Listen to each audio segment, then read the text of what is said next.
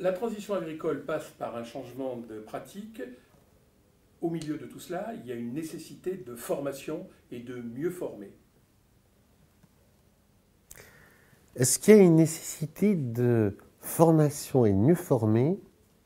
Alors, on peut dire, la réponse est oui, si on regarde ce qui s'est passé dans les années 60, où on a des agriculteurs qui avaient un niveau de formation estimé à 0 à 97% des agriculteurs par l'INSEE en 1957.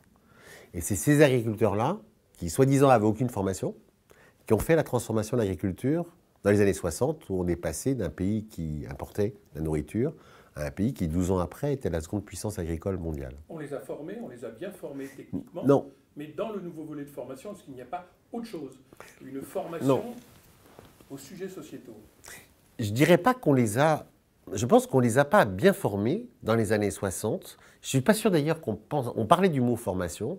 Je pense qu'on les a fait travailler ensemble sur d'autres manières de produire et de travailler. C'était les groupes de vulgarisation agricole, c'était tout un tas de systèmes qui ne seraient pas forcément de la formation au sens classique du terme. Moi, ce que je pense, c'est qu'aujourd'hui, les agriculteurs n'ont jamais été, entre guillemets, aussi bien formés. Plein qui sortent des lycées agricoles, ils sont à un niveau brevet professionnel, bac pro, bac techno, BTS, voire plus, ingénieur. Et pourtant, ces agriculteurs-là sont dans un modèle qui va dans le mur. Ils le savent tous, ils le disent plus ou moins, qui va dans le mur. Et ce qu'on voit comme manière de faire, c'est que sans doute que la manière de penser la formation aujourd'hui avec les agriculteurs n'est pas celle qui permet d'acquérir ou d'obtenir les changements qui sont attendus. Il y a un petit souci autour de ça. Donc je ne dirais pas plus de formation, je crois qu'ils en ont déjà pas mal.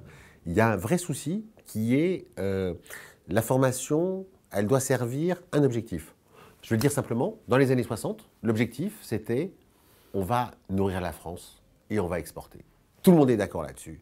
Et tout le système se met en route. L'INRA, les groupes de vulgarisation, de développement, le syndicalisme agricole, la JAC, tout le monde est d'accord et ça fonce. Là, aujourd'hui, on est en 2019. Où est-ce qu'on va? Personne n'est capable de le dire. Réussir la transition agricole passe, au-delà de la formation, par une ouverture des compétences. Alors, l'ouverture des compétences, oui. Ce qui est sûr, c'est que si les agriculteurs continuent à penser et à se former uniquement dans le monde agricole de la production agricole, ils sont morts. Donc ce qu'il faut penser, c'est que là où ils sont, au niveau territorial, ils soient en relation avec à la fois, évidemment, les consommateurs, mais aussi le patron du supermarché local, mais aussi tous les gens qui, de près ou de loin, ont à voir avec le fait qu'il y a un territoire de l'agriculture, de la production, et à la fois des choses intéressantes et des choses nuisibles. Donc si les agriculteurs continuent à se former entre eux, si on continue à les former entre eux, à mon avis, ça ne sert à rien, tout simplement. C'est un peu, on va le dire autrement, imaginons qu'on mette un hamster dans une roue, et on se dit, bah tiens, ce serait bien que les agriculteurs, pour bouger, les hamsters, ils tournent plus vite dans la roue. Bah, à mon avis, ça n'avancera à rien. Dit d'une autre manière, ne pas rester entre eux, ne pas rester en silo, et voir au-delà que la question économique du moment. Alors ça, c'est le plus important. C'est-à-dire qu'aujourd'hui, ce qui serait vraiment important, c'est que les agriculteurs arrivent à imaginer un demain pas très loin, un demain à 2030, dans 10 ans, pour eux-mêmes, pour leurs enfants s'ils reprennent, qui soit un demain qui fasse rêver. Aujourd'hui, je pense que la première chose qui ne va pas dans le monde agricole, c'est qu'il n'y a rien qui fait rêver. Donc, si on veut, on ne peut pas bâtir un système de formation et d'accompagnement si on ne sait pas où on va. Et pour l'instant, dans le monde agricole, honnêtement, si on regarde au niveau des responsables, et c'est pas, je ne leur jette pas la pierre, ça n'est pas facile, mais c'est de se dire où est-ce qu'on va, vers quel modèle agricole on veut aller. Pour l'instant, il n'y a pas d'horizon qui est commun. Donc je ne vois pas comment on peut accompagner quelqu'un si on ne sait pas où on avance.